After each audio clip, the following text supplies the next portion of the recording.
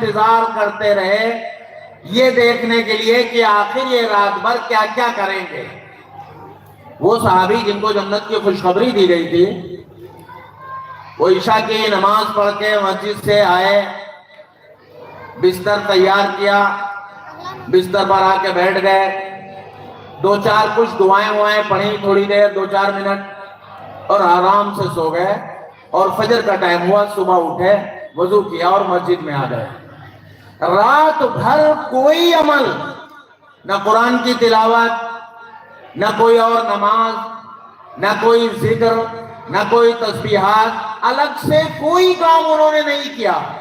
اب یہ تو رات بھر جگ رہے تھے یہ دیکھنے کے لیے کہ پتہ نہیں کیا کیا کریں گے وہ، اور وہاں کوئی عمل دکھائی نہیں دیا۔ تو انہیں مایوسی سی ہوئی کہ ہم اپنے ساتھیوں کو کیا بتائیں گے جا کے۔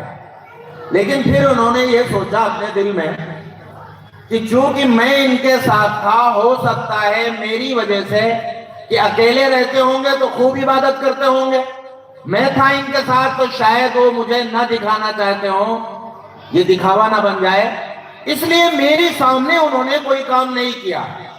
تو ایسا کرتے ہیں ایک دن اور رہتے ہیں ان کے ساتھ۔ انہوں نے ان سے پھر اجازت مانگی کہ بھائی آج کام نہیں بنا ہمارا، اس لیے ایک دن آپ کے ساتھ اور رہنا چاہتا ہوں۔ ایک دن اور رکے وہ۔ اگلا دن بھی ایسے ہی ہو گیا کہ وہ آئے، عشاء کی نماز پڑھ کے تھوڑی دیر بستر پر بیٹھے رہے، کچھ دعائیں پڑھی جیسے سونے جگنے کی دعائیں پڑھی جاتی ہیں، اور آرام سے سو گئے۔ صبح آرام سے فجر کے وقت اٹھے۔ رات بھر کوئی خاص عمل، کوئی خاص عبادت، کوئی تلاوت، کوئی قرآن کی کوئی ذکر، کوئی اذکار، کوئی تسبیحات، ایسی کوئی چیز نہیں کی۔ اب یہ دوسرا دن بھی ہو گیا تو یہ اور زیادہ مایوس ہوئے کہ ہم تو دیکھنے آئے تھے، یہاں تو کچھ پھول ہی نہیں کھل رہا ہے۔ تو دل میں آیا کہ چلو 3 دن تو کر ہی لینے چاہیے، ایک دن اور صحیح۔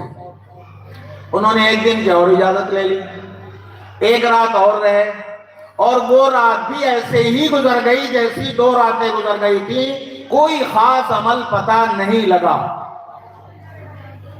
اب وہ پریشان ہوئے کہ ساتھیوں کو بتائیں کیا جاتا ہے، کیا جواب دیں کہ ان کو دیکھنے گئے تھے، کیا دیکھ کے آئے۔ تو کہنے لگے اب بات یہ سمجھ میں آتی ہے کہ چلو ان سے ہی پوچھ لیتے ہیں، ایسے تو دیکھ کے تو حل نہیں ہو رہا ہے مسئلہ، تو چلو پوچھتے ہیں ان سے کہ آخر وہ کیا کام ہے، کون سی عبادت ہے، کون سی نیکی ہے، کتنا ذکر ہے، کتنی تسبیح ہے، کتنی تلاوت ہے، کتنا صدقہ ہے، آخر وہ کرتے کیا ہے جس کی وجہ سے ہمارے نبی صلی اللہ علیہ وسلم نے ان کو 3 دن تک فرمایا کہ جنتی دیکھنا ہو تو انہیں دیکھو۔ تو آخر پتہ تو لگے، تو چلو ان سے ہی پوچھتے ہیں۔ انہوں نے ان سے کہا کہ بھائی ہم جو آپ کے ساتھ 3 دن سے ہیں، کوئی ایسی مجبوری، کوئی ضرورت نہیں تھی کہ ہمارے گھر میں ٹھکانہ نہیں تھا، آپ کے گھر میں سونے آئے تھے۔ اصل بات یہ تھی کہ ہمارے نبی صلی اللہ علیہ وسلم نے آپ کے بارے میں لگاتار 3 دن فرمایا، آپ کے لیے جنت کی خوشخبری سنائی۔ تو ہم یہ جاننا چاہتے تھے کہ آپ کون سے نیک کام کرتے ہیں، ہم 3 دن یہاں رہے، ہماری تو سمجھ میں آیا نہیں کہ جنت کا کون سا خاص کام ہے، آپ ہی بتا دو کون سا خاص کام ہے۔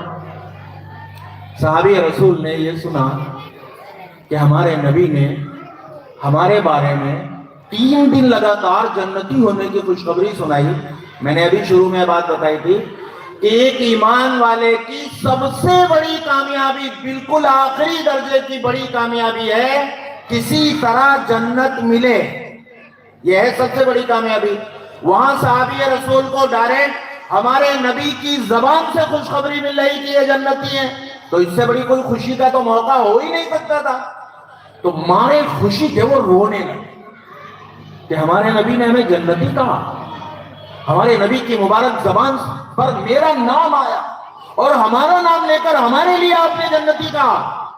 تو صحابی خوشی کے مارے رونے لگے اور پھر کہنے لگے مجھ سے کہاں عبادتیں ہوتی ہیں، کہاں زیادہ نماز پڑھ پاتا ہوں، کہاں زیادہ ذکر و تلاوت کر پاتا ہوں، جیسے سب لوگ کرتے ہیں ویسے ہی کرتا ہوں، 5 وقت کی نماز پڑھ لی، تھوڑا بہت قرآن پڑھ لیا، تھوڑی بہت تلاوت کر لی، کچھ اعمال، کچھ نیکیاں تو مجھ سے ہوتی نہیں۔ یہ اور مایوس ہوئے کہ ابھی تک تو یہ تھا کہ بھائی بتا نہیں رہے تھے، اب یہ ہو گیا کہ بتا بھی رہے تو کچھ نہیں مل رہا ہے۔ کہنے لگے لیکن چونکہ تم دیکھنے کے لیے تحقیق کرنے آئے ہو، اس لیے تمہیں ایک بات بتاتا ہوں۔